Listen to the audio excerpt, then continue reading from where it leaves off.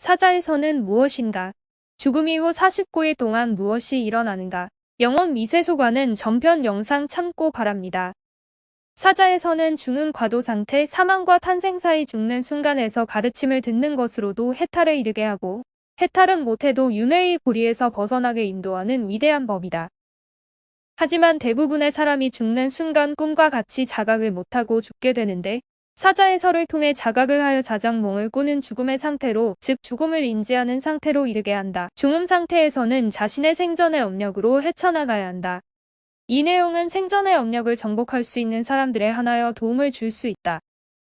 이 책의 목적은 죽음에 다다른 사람과 이미 사망한 사람, 곁에서 지켜보는 보는 가족들을 인도하고 도와주는 것이다. 이 방식은 독송을 통하여 망자의 영을 도와서 죽음의 과정에서 두려움을 넘어 편안히 가게 한다.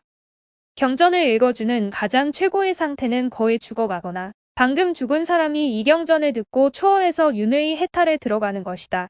의식은 인간은 깨어있든 깊은 잠에 빠져있든 의식의 활동이 정지하지 않고 임종에서 사망에 이를 때까지도 의식은 사라지지 않으며 의식은 육체를 이탈하면 사후에 중음 세계로 들어가서 중음 세계의 주인공이 된다.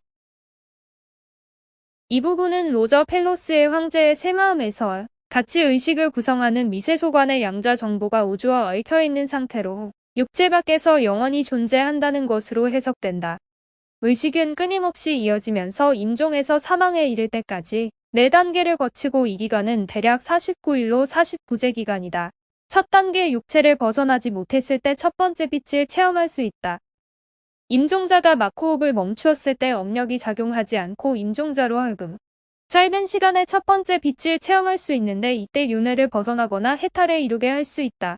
육체 미세소관의 에너지가 의식체의 에너지보다 크기 때문에 육체의 에너지로 하여금 의식체에 영향을 미쳐 낭송하는 다른 이의 말을 들을 가능성이 높아져 윤회의 고리에서 벗어나 해탈하게 한다.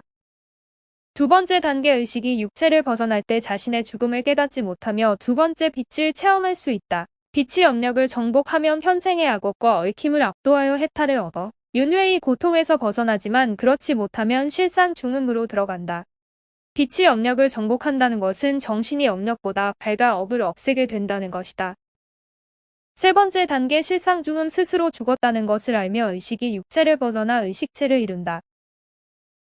업력에 의한 욕망이 강해져 정식으로 활동을 시작해서 의식체로서 자각을 못할 가능성이 높아져 인력의 환각을 유발하고 다른 이의 말을 들을 가능성이 낮아지게 된다. 사람은 나이 들수록 물질적인 사람, 정신적인 사람으로 나누어진다. 물치력이 강한 사람은 집착과 얽힘이 쌓여 더욱 강해지고 강해진 욕망을 얽힘이 일어나는 세계 즉 투생 중음에서 인간계나 축생계로 다시 태어난다.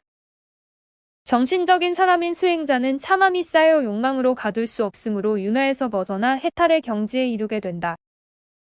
돛달 보살들이 나타나 망자의 영을 정토로 인도하지만 생전에 쌓은 업력이 끊임없이 간섭하여 죽은 영을 끌어당긴다. 네 번째 단계 투생 중음에서는 의식이 맑게 깨어나 신통력을 갖춘 곳 내생에 갖춰질 유형의 몸을 느끼게 된다. 의식이 일단 투생 중음에 들어가면 해탈할 방도가 없고 다시 윤회의 고통을 받게 될 가능성이 있다. 이때 의식은 다른 새로운 육체에 들어갈 준비를 한다. 의식은 다시 육신과 매칭되는 미세소관에서 얽힘이 일어난다.